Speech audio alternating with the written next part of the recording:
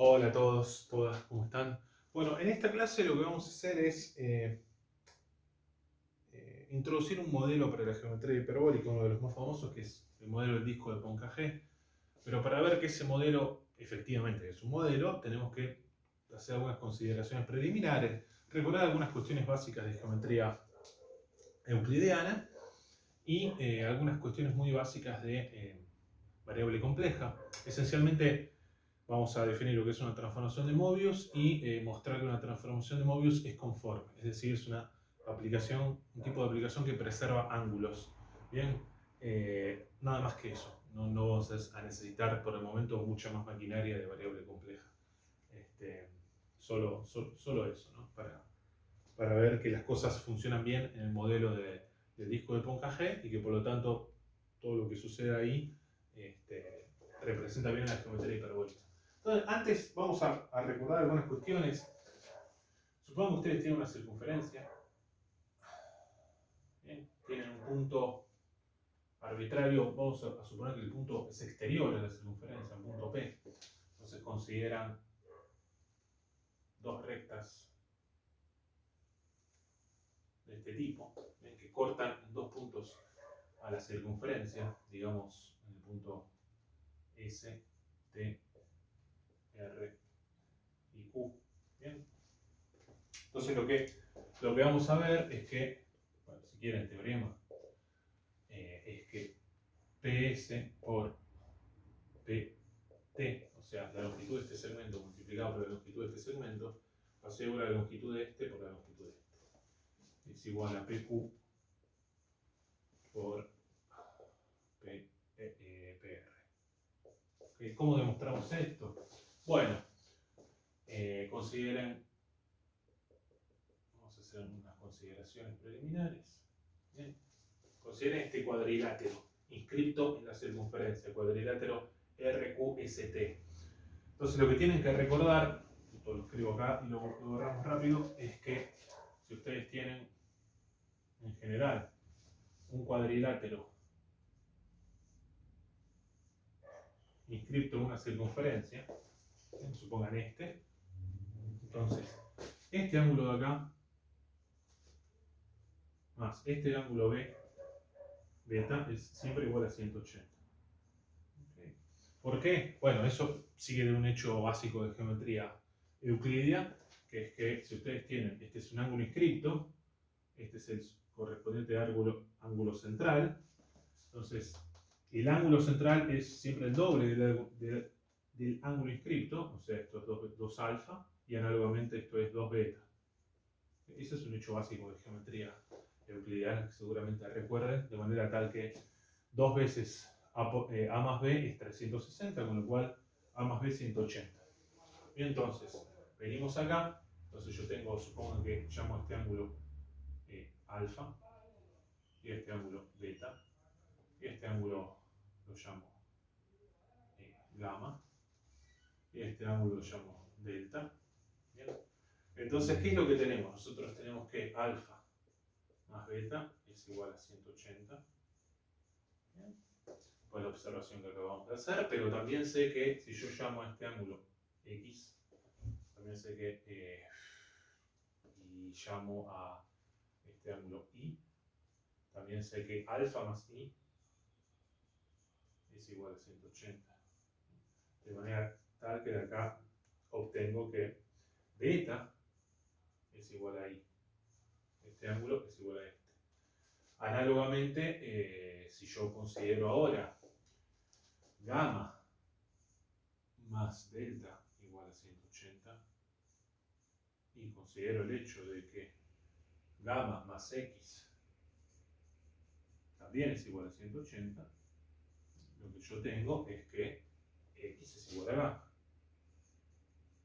¿Ok? De manera tal que entonces, luego, yo tengo que el triángulo PRT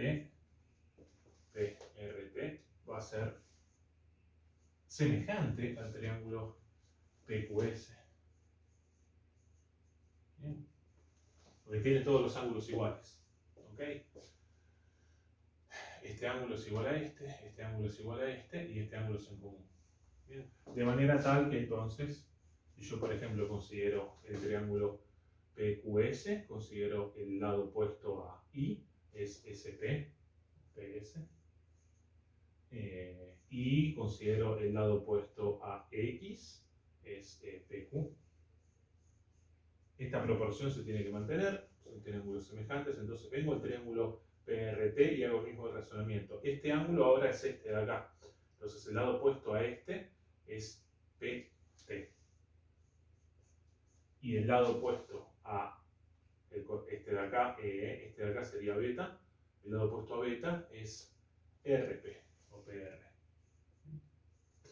Bueno, de manera tal que entonces tenemos que PS por PR es igual a PT por PQ, que es lo que queríamos demostrar. ¿Ok? Bueno, y esto nos permite definir la potencia de un punto. ¿No? La potencia de un punto, bien, en este caso, este tipo de razonamiento vale también si el punto es interior, si les dejo la demostración, o si una de las rectas es tangente. ¿Bien? Entonces, si es tangente se define simplemente como, supongo que acá pasa por el punto Z, se define como PZ al cuadrado. ¿Bien? Pero también vale en esos casos. Bueno, de manera tal que entonces ahora yo puedo definir la potencia de un punto de esa forma. Por ejemplo, si el punto es exterior, trazo una recta cualquiera que toque en dos puntos, ¿bien? Y la defino como PS por PT, porque no va a depender de la recta que yo elijo. O sea, esto nos muestra que la potencia de un punto está bien definida. Y algo muy práctico es que uno puede decir, bueno, considero, entonces, definición, potencia del punto P, lo pueden definir de esta forma, PS, PT, por ejemplo, ¿no? No va a depender del tipo. Lo que uno puede considerar en general es lo siguiente. Ustedes tienen una circunferencia, bueno, supongo que esto es una circunferencia, me quedó una cosa un poco ovalada. Entonces ustedes consideran, acá tienen el punto P, y consideran la semirrecta que pasa por P y por el centro de la circunferencia. Entonces tienen esta situación. Bien. Entonces acá tendría un punto Q y un punto T. Entonces la potencia de P es PQ por PT. ¿Ok? Pero, ¿cómo podemos escribir eso? Eso lo puedo escribir de la siguiente forma. Potencia de P, potencia del punto P es PQ es PO menos R. Bien, pues este es el radio y este también es el radio, entonces esto por PO más R. ¿Okay? De manera tal que la potencia la puedo escribir así, como la distancia al cuadrado de P al centro de la circunferencia menos el cuadrado del radio de la circunferencia. ¿Bien? Y ahí tengo la potencia de un punto respecto a una circunferencia de centro O y radio R. ¿Bien? Entonces esto es importante. Ok, bueno, tenemos esto. Vamos a ver ahora el lugar geométrico de los conjuntos de puntos. Vamos a ver ahora la siguiente situación. Supongamos que tenemos dos circunferencias.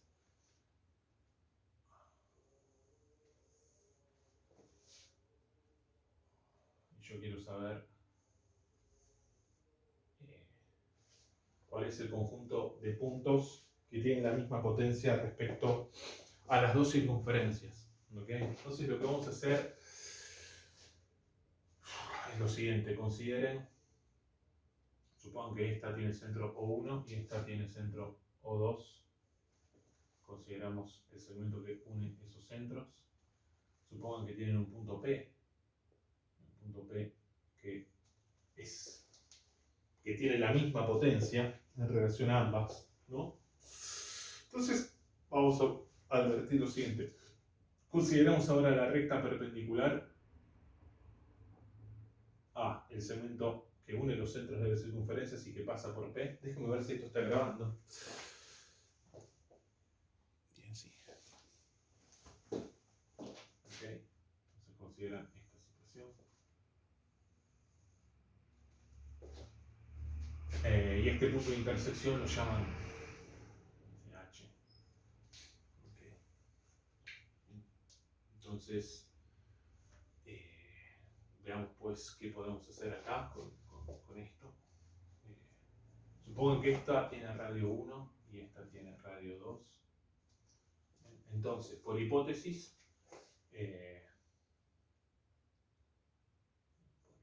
yo estoy asumiendo que T, supongo que este punto es Q. Déjeme ser consistente con la...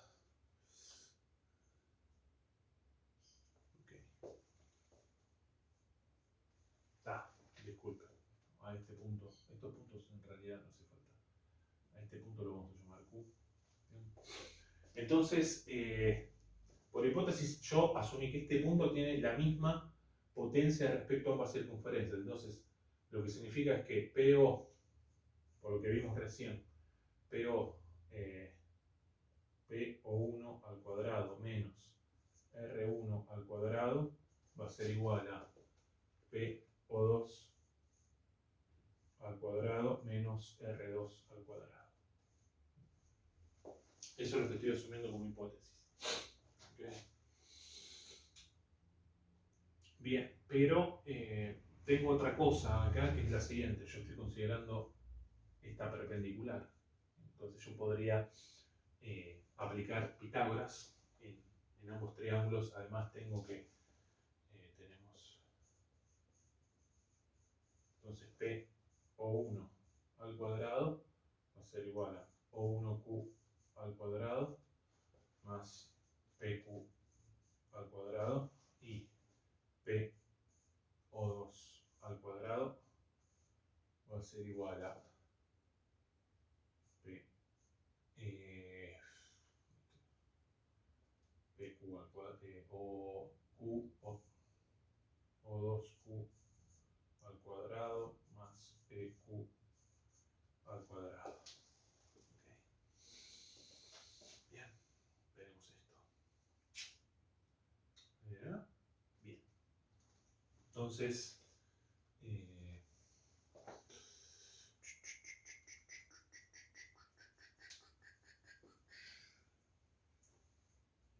bueno, lo que puedo hacer es restar acá, miembro a miembro. Entonces tengo que P O1 al cuadrado menos PO2 al cuadrado. Acá estos tipos se van, es igual a O1Q al cuadrado menos O2Q al cuadrado. En otras palabras, usé Pitágoras acá y después resté miembro a miembro estas ecuaciones y obtuve esta cosa de acá. Pero también ustedes adviertan que por otro lado, nosotros tenemos que de acá, por la hipótesis, además,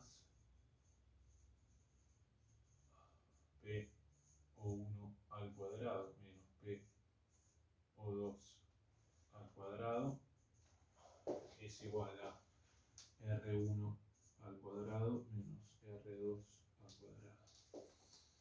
Bien.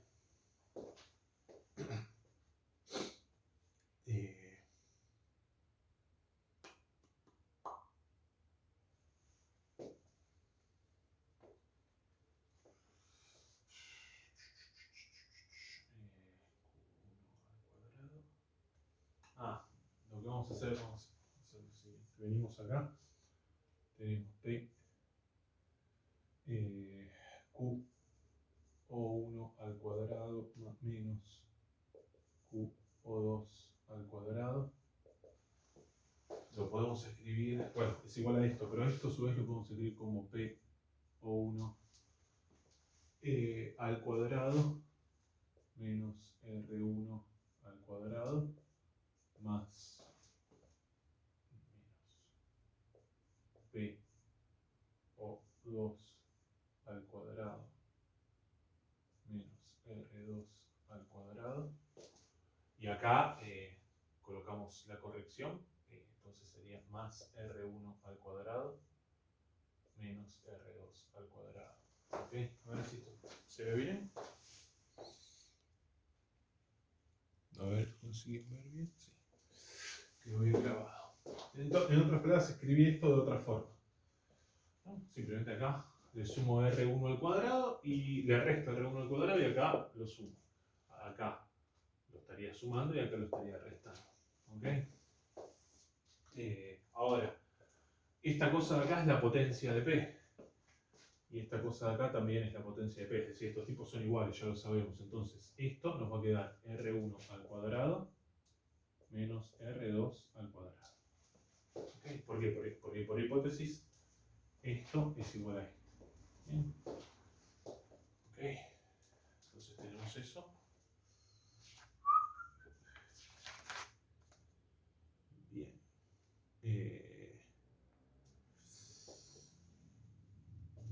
Ok. Ahora, ¿qué más podemos hacer? A su vez recordamos quiénes eran estos tipos.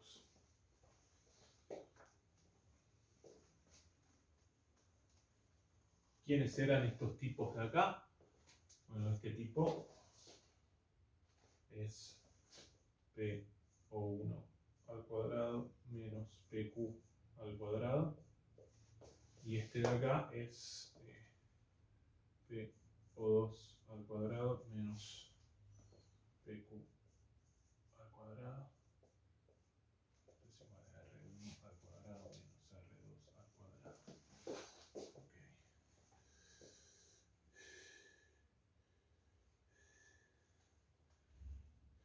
No.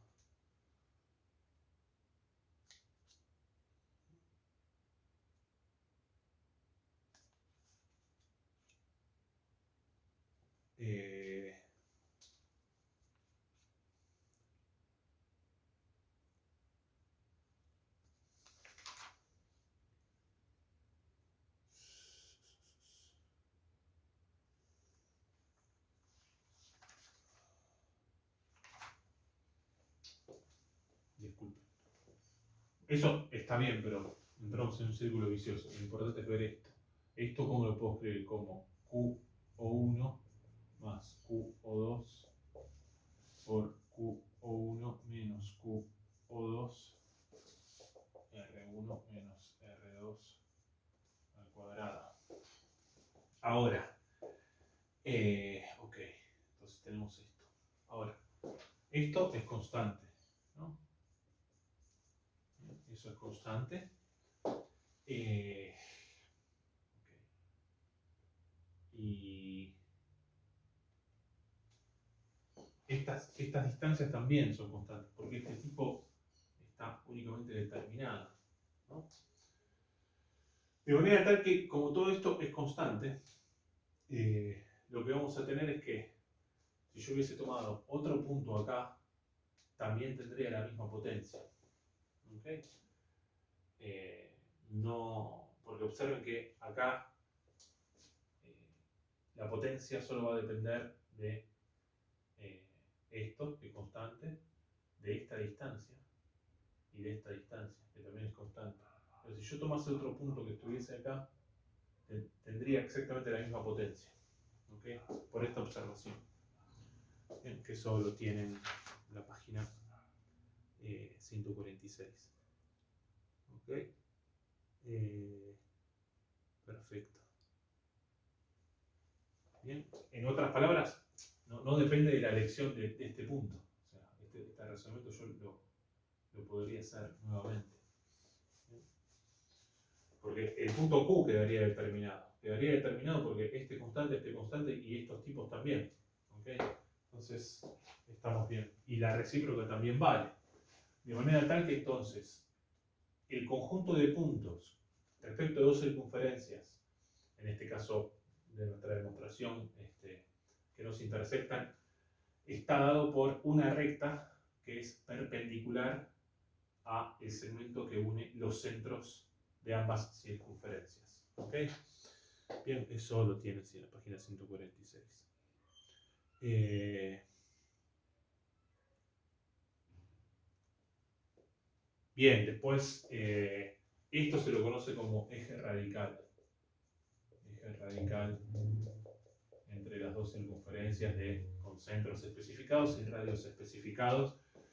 Y lo que pueden demostrar fácilmente es que si los círculos intersectan, el eje radical es la recta que pasa por los puntos de intersección. ¿Ok? Bien, sigamos avanzando. Bien, entonces ahora sí un teorema importante.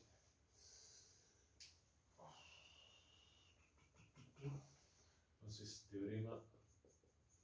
En realidad todo esto son preparativos para definir bien el disco, el modelo del disco de Poincare. Sí, dos circunferencias son ortogonales. ¿Qué significa que son ortogonales? Que en los puntos donde se intersectan, bueno, primeramente se tienen que intersectar, ¿no? Las rectas tangentes correspondientes forman ángulos de 90 grados. En otras palabras, los radios también van a formar ángulos de 90 grados. Entonces, si dos circunferencias son ortogonales,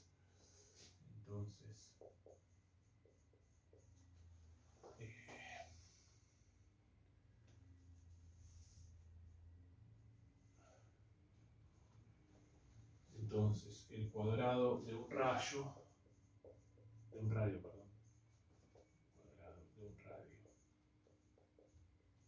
es igual a la potencia de su centro respecto al otro. Bueno, queda un poco informal esto. O sea, el radio de una circunferencia, tengo dos circunferencias que son tangentes. Entonces, acá lo que tenemos es que las rectas tangentes forman ángulos de 90 grados. Por ende los radios también. Entonces, lo que dice el teorema es que si yo llamo a este radio 1, o 1, o 2, entonces R1 al cuadrado va a ser igual a la potencia de O1 respecto a esta circunferencia. ¿Okay? Bueno, entonces vamos a demostrar eso.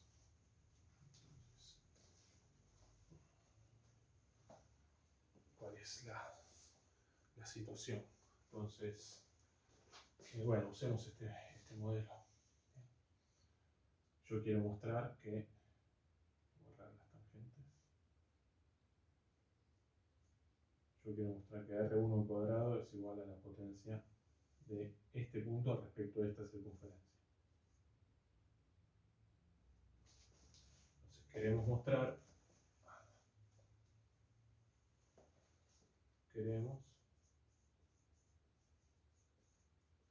que R1 al cuadrado es igual a O1, O2 al cuadrado menos R2 al cuadrado. Okay. Bueno, pero ¿qué podemos hacer acá? Nosotros sabemos que por hipótesis este ángulo es de 90. Entonces tenemos que demostración. Entonces tenemos un triángulo rectángulo con hipotenusa igual a O2, O1.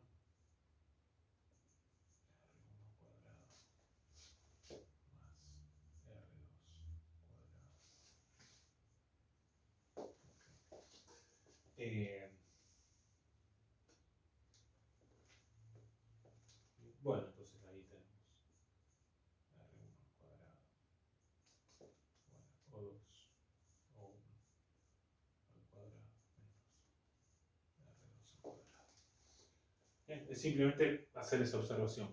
¿Ok? Bien.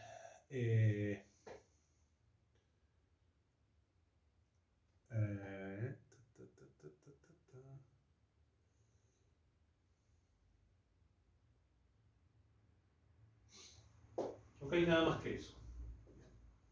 La recíproca también es cierta.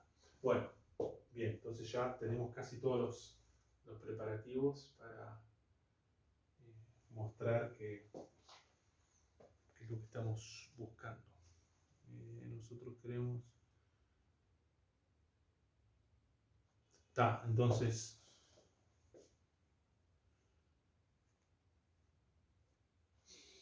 Un corolario de esto, corolario importante, dada una circunferencia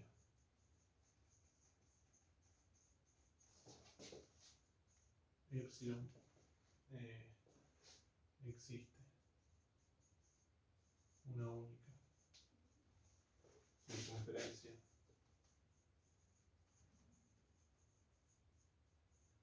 C, digamos,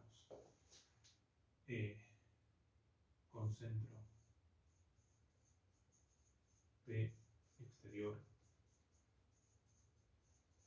a epsilon, tal que C y epsilon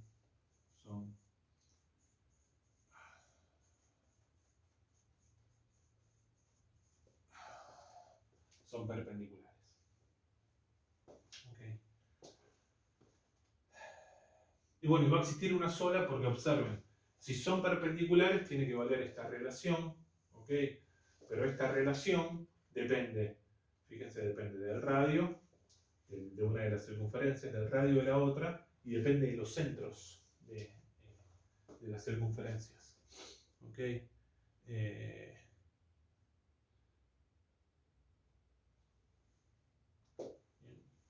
Y lo que ustedes pueden observar, claro, porque yo estoy fijando el centro, ¿no? Con centro P. Entonces yo acá estaría fijando uno de estos tipos. Entonces si yo fijo uno de estos tipos, el otro ya es fijo. Y el otro radio también es fijo. Entonces solo quedaría determinado por el radio restante, ¿no? Bien. O sea, de manera tal que tiene que ser única, porque ese radio necesariamente va a ser único. Bien. Entonces, esto sí es muy importante. ¿Ok? Yo tengo una circunferencia, tengo un punto exterior de la circunferencia y voy a tener una única circunferencia que pasa por ese punto y que es perpendicular a la circunferencia original. ¿Okay? Entonces, la unicidad es muy, muy importante. Muy, muy importante porque es lo que nos va a permitir definir bien las rectas del plano hiperbólico en el modelo del disco de Poincare. Porque de hecho van a ver que son segmentos ahora vamos a ver, de circunferencias que son ortogonales a otra circunferencia especial. ¿Ok?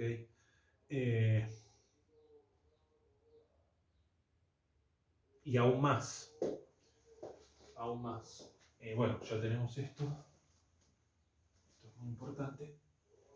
Pero en realidad lo más importante es, después tienen otro corolario. Entonces, corolario sean A, B, puntos dentro de puntos interiores de una circunferencia epsilon.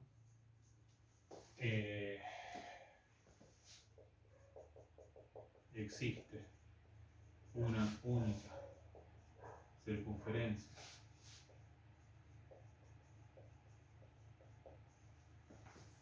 C pasando por A y B tal que sea perpendicular a epsilon. ¿Okay? ¿Qué es lo que estoy diciendo con eso? Voy a ver acá.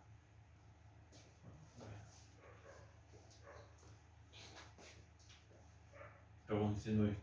Yo tengo una circunferencia. ¿Okay? Tengo dos puntos interiores, digamos A y B. Lo que me dice este corolario es que va a existir una única circunferencia pasando por A y por B que sea perpendicular a la circunferencia epsilon original. ¿Sí? Esta va a ser única.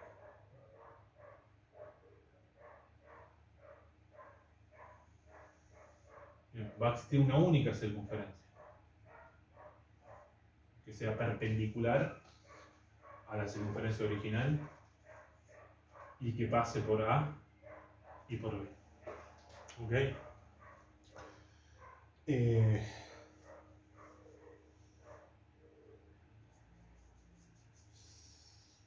Entonces,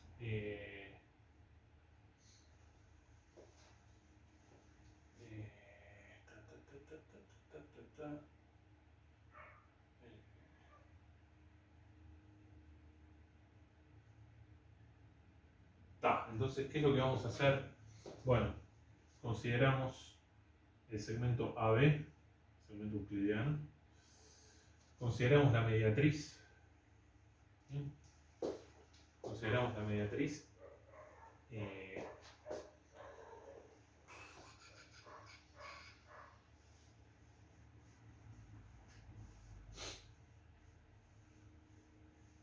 Bueno, y consideramos, o sea, el problema de determinar el centro de la circunferencia que sea perpendicular a epsilon y que pase por A y B. Entonces, ¿qué es lo qué ecuaciones tendríamos en ese caso? Bueno, yo no sé quién es ese centro, pero bueno, supongamos que ese centro está, lo llamo P. Entonces, en principio tendríamos que P y A, entonces ya como demostración, P y A igual a PB. Bien.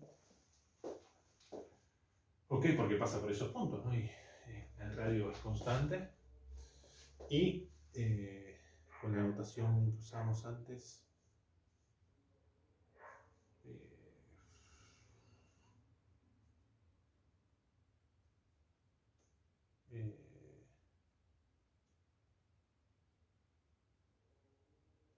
bueno, acá lo llama O1. O1.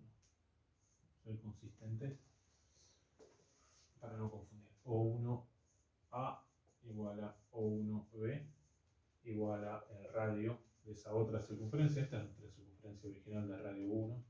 Este es el centro O1. Bien. Ok.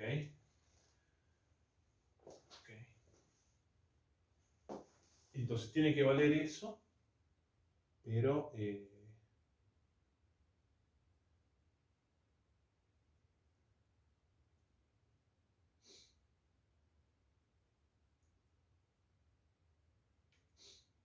claro, bueno, ok, está. Si es ortogonal, entonces también va a tener que valer la relación pitagórica, O1, O2 al cuadrado, igual a el radio de esa circunferencia, R2 más R1 al cuadrado.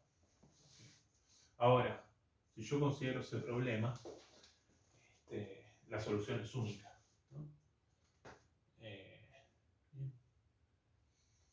De estas dos ecuaciones sigue la unicidad. Bien. Bueno, les dejo para que lo piensen. La única condición es que A y B no estén sobre el diámetro. ¿Bien? Que A y B no estén colocados en el mismo diámetro de la circunferencia epsilon original. A, B, en distintos diámetros.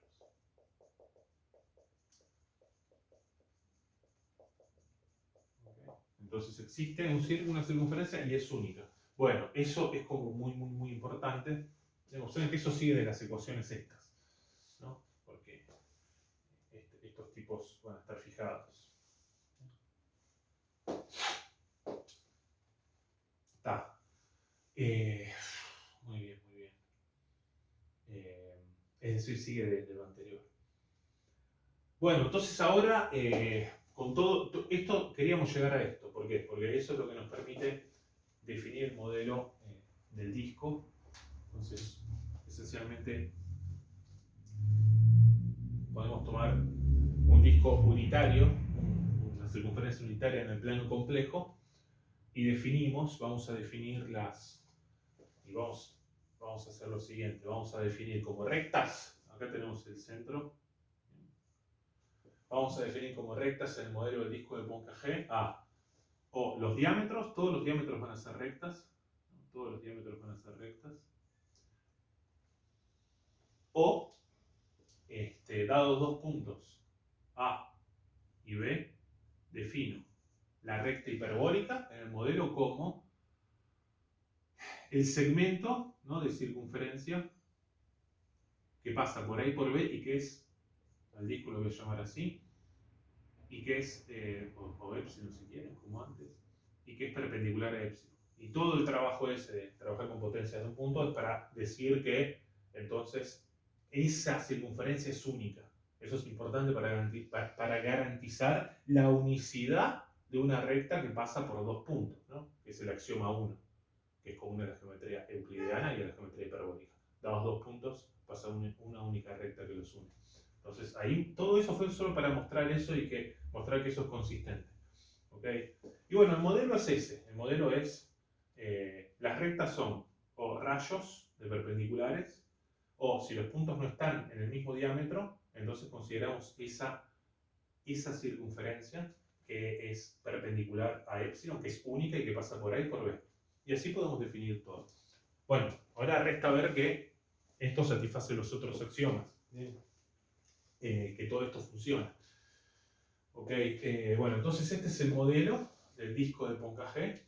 Este es un disco de Poincare.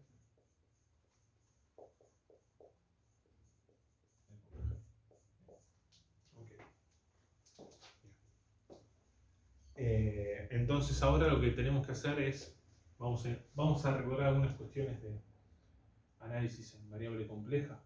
Esencialmente, lo siguiente, que primeramente recuerden que en variable compleja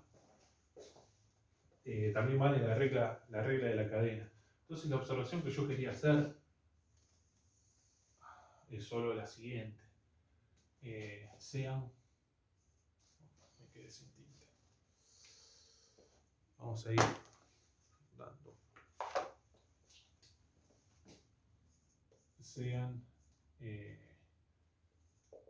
Vamos a tomar dos curvas en el plano complejo. Gamma y beta.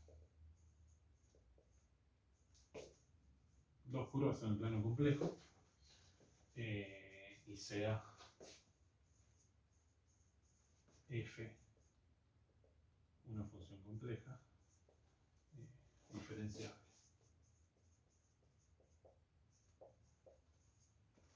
Bien. Entonces, lo que yo digo es que, recuerden, están en el plano complejo. Ustedes tienen, supongo que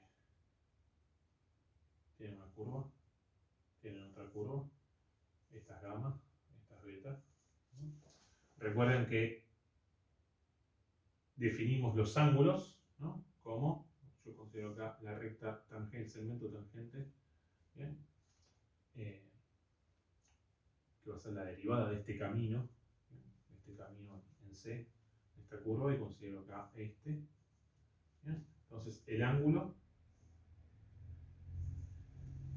entre las dos curvas lo defino como el ángulo entre sus tangentes, ¿no?, como uno haría en R2.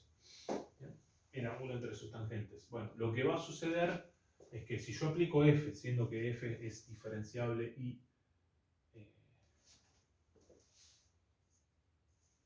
supongamos que este punto de acá lo llamo z0, z sub 0, y la derivada con f en z0 es diferente de 0. Bien. Observen que, o sea, ni siquiera vamos a hablar de las condiciones de derivabilidad que ustedes ya conocen mayoritariamente. Esta es una función compleja.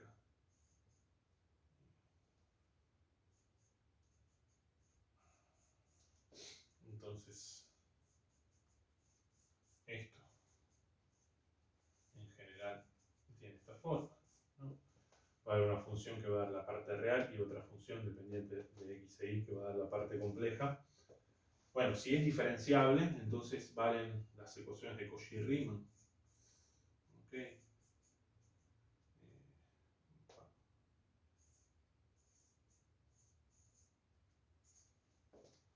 Y si ustedes consideran la diferencial de U respecto a I, no es igual a menos la diferencial de B respecto a X, ¿no? Se puede probar que si la función efectivamente es derivable, es diferenciable, entonces valen estas ecuaciones, que son las ecuaciones de Cauchy y Riemann.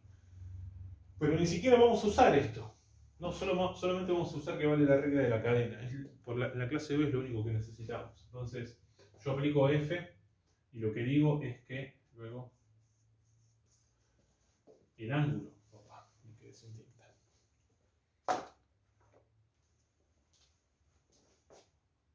El ángulo entre sigma y beta es igual al ángulo entre F de sigma, que va a ser otro camino, y F, otra curva, y F de beta compuesta. ¿Ok? O sea, se mantiene.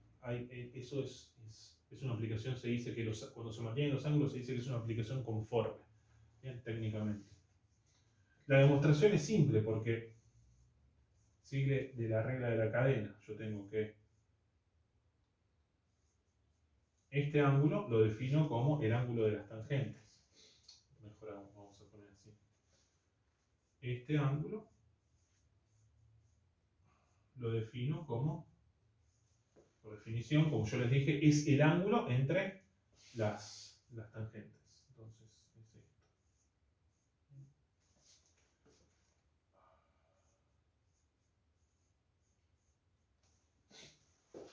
Ok. Pero esta cosa, ahora es donde usamos la regla de la cadena. Esto va a ser f' de z. Bueno, ahí estamos asumiendo el punto z0 por sigma de alfa. Supongan que sigma de alfa es igual a z0 y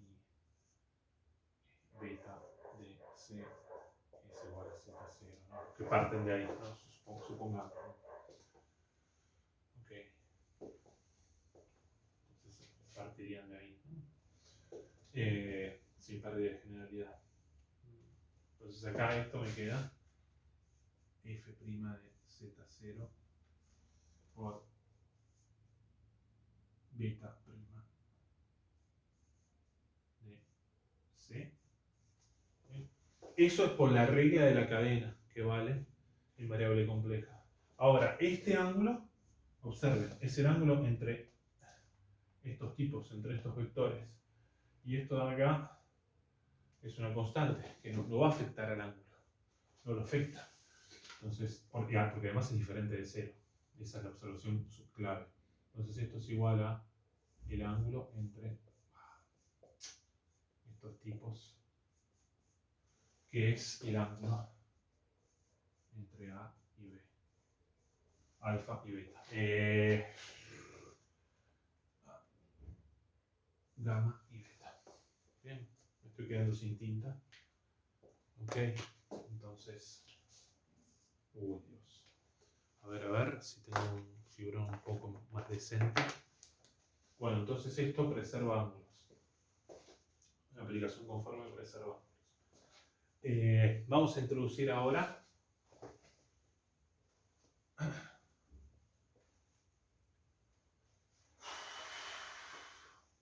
transformaciones de Mobius.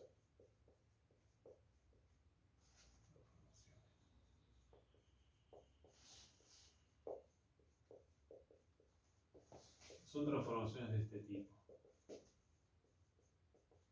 Son funciones del plano complejo de este tipo. Tal que. Bueno, entonces ahora vamos a dar una condición. Vamos a dar una condición que nos conviene. Entonces recordarán de variable compleja que ¿cómo se deriva esto? Se deriva como se derivaría una función real. ¿Okay? Entonces consideran el equilibrio, estas cosas no es difícil probar eso. La derivada de este por este sin derivar me queda a c z más d menos la derivada de este que es c por az más b dividido el cuadrado de la función del denominador. Entonces las reglas de derivación son análogas. Entonces fijémonos qué es lo que nos queda acá. La derivada es a c z más a d menos c a z menos cb sobre esta cosa c z más d al cuadrado. Entonces esto es igual a, acá esto se cancela, entonces me queda AD menos CB dividido CZ más D al cuadrado. ¿Okay? Entonces voy a definir transformaciones de Möbius como transformaciones de este tipo, que también se conocen como transformaciones lineares complejas, aunque en realidad eso incluiría otras cosas, pero la condición para que sea de Möbius, en algunos libros no aparece como transformación lineal compleja, en otros como transformación de Möbius, es que esta cosa de acá sea diferente de cero. AD. ¿Por qué? Porque eso es muy interesante, porque eso es lo que nos va a garantizar que esta transformación sea una transformación conforme, es decir, que preserva ángulos. ¿Okay? ¿Por qué? Por lo que acabamos de ver antes.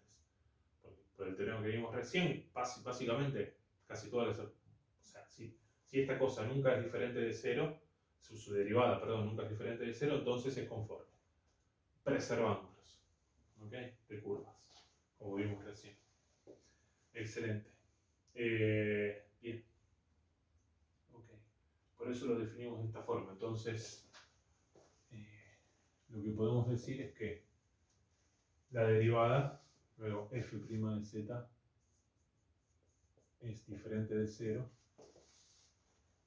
para todo z perteneciente al dominio de f. ¿No? El único caso en que tendríamos problemas, bueno, para todo punto, ¿no? Lógicamente, esta función no está definida en el punto menos d sobre c, pero la derivada tampoco. Pero para todos los puntos en donde la función está definida es diferente de 0, por lo tanto, siempre va a ser conforme. ¿Okay? Entonces, f de z es conforme.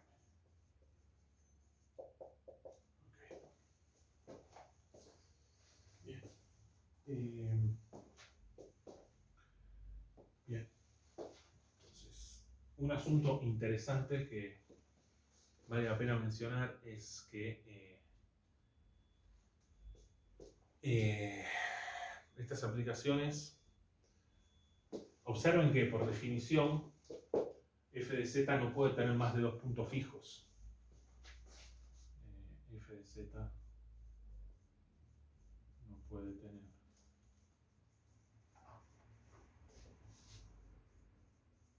más de dos puntos fijos. ¿Qué es un punto fijo? Bueno, un punto tal que z0 tal que f de z0 igual a z0. ¿Okay? Eso sigue del hecho simplemente de que si ustedes planteasen esa igualdad, les quedaría un polinomio de segundo grado, y bueno, si es de grado 2 no puede tener más de dos soluciones. ¿Okay? Es decir, no podría tener más de dos puntos fijos. ¿Okay? Entonces, un corolario de esta observación sería que si ustedes tienen dos aplicaciones que dos transformaciones de Möbius que llevan tres puntos diferentes en tres puntos diferentes, entonces tienen que ser iguales. ¿Okay? Sí, los mismos puntos, ¿no? Necesariamente van a tener que ser iguales y por ende su composición va a tener que ser la identidad. ¿Por qué? Porque se puede probar que la composición de funciones de este tipo es una función de este tipo. Eso queda como ejercicio. O sea, ejercicio en realidad se puede probar más. Ejercicio. Transformaciones de Mobius.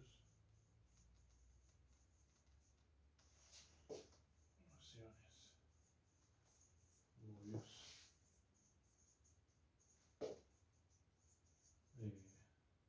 Bueno, tienen una estructura de una entidad muy importante en álgebra, que es el grupo, ¿no? Tiene estructura de grupo. ¿Okay? Forman un grupo. ¿Okay? Bueno, lo que tendrían que probar es que además la inversa también es una cosa de este tipo. ¿Bien? Para que esté bien definida. Y después, bueno, el elemento de identidad, ¿no? Y ok, se puede probar que es un grupo. Bien, entonces esta observación es interesante porque nosotros tenemos que, si yo trabajo en el círculo, en el disco, el modelo del disco de Poincare, y yo tengo, supongo que tengo circunferencias así, perdón, rectas hiperbólicas que ya sabemos cómo están definidas. Entonces, si yo aplico una transformación de Mobius, esto va a tener... ¿cómo defino los ángulos entre estos tipos? De forma euclidiana, los defino de vuelta, como la tangente, ¿no? Entonces, si yo aplico una transformación de Mobius, los ángulos se mantienen. ¿Bien? Entonces, eso es muy, muy útil. Muy, muy útil. Muy importante va a ser esa observación. Y bien, me está faltando hablar. Función de Mobius. Reservan ángulos. Bueno, claro, siempre es posible, o sea, siempre es posible tomar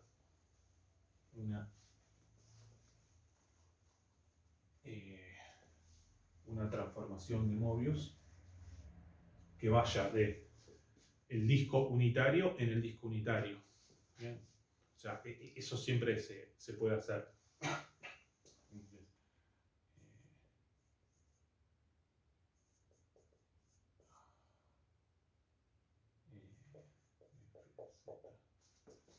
Puedo tomar este tipo así.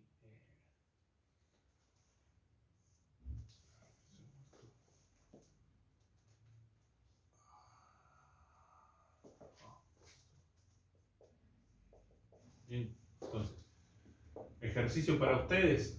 Prueben que una cosa de este tipo va del disco en el disco. ¿Ok? Bien. Y bueno, claramente es una transformación de Mobius. Entonces yo siempre puedo tomar un conjunto de transformaciones de Mobius que vayan del disco unitario en el disco unitario. ¿Ok?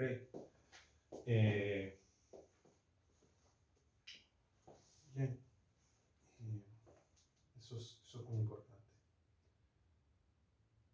Y aún más, lo que se puede mostrar, bueno, no vamos a ver todos los detalles, pero te lo dejo como ejercicio, que si un punto está en la circunferencia, si está, digamos, en la frontera, entonces va a caer en la frontera.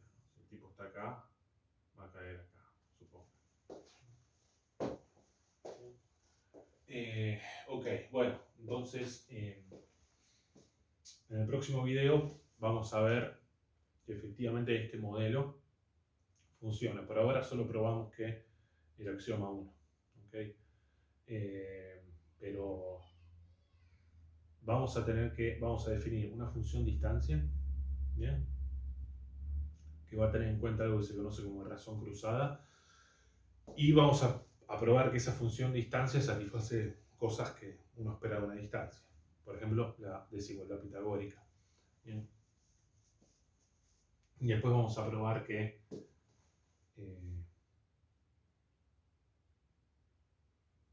por un punto, por ejemplo, este tipo, la semirrecta, tiene la semirrecta que pasa por A y B, la consideran de esta forma. Entonces voy a tener que definir esa función de manera tal que la distancia entre S y T sea infinita, ¿no? Porque esos van a ser los puntos límites, ¿no? Estos van a ser como los puntos ideales, si se quiere, ¿no? Por decirlo de alguna forma. Bueno, no, en realidad van a ser los correspondientes puntos ideales. Entonces yo voy a tener que definir esa distancia de una forma muy especial y muy experta y muy bien arquitectada para que cuando yo considere la distancia de S a T, esa distancia sea infinita. ¿Okay? Pero cuando yo considere la distancia de B a A, sea finita, porque eso va a ser un segmento. Bueno, y eso para que vayan pensando. Y después lo que vamos a ver es que, lógicamente, si esto es en nuestro modelo es una recta hiperbólica, entonces claro, yo puedo considerar